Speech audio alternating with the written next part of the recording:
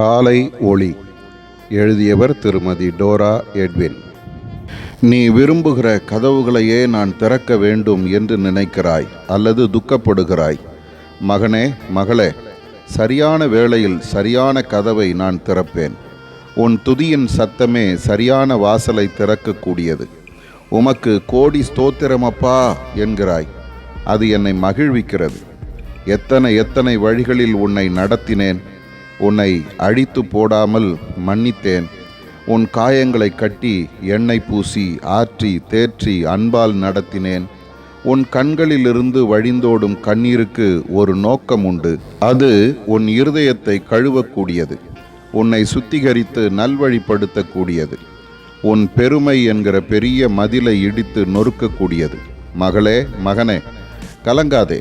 எந்த சூழ்நிலையிலும் என்னை துதிக்க பழகிக்கொள். நீ வாழும் இந்த அழகிய பூமிக்காய் துதி.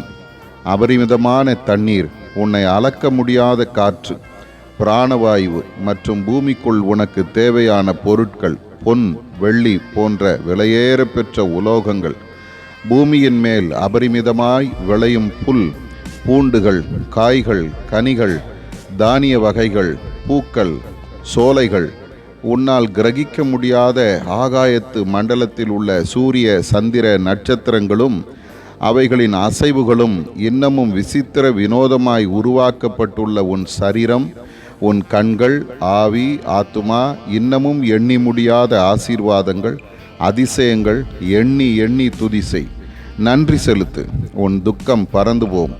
என் வசனங்களை தியானி. ஆதார வசனம்: கர்த்தர் நன்மையானதை தருவார். சங்கீதம் 85:12.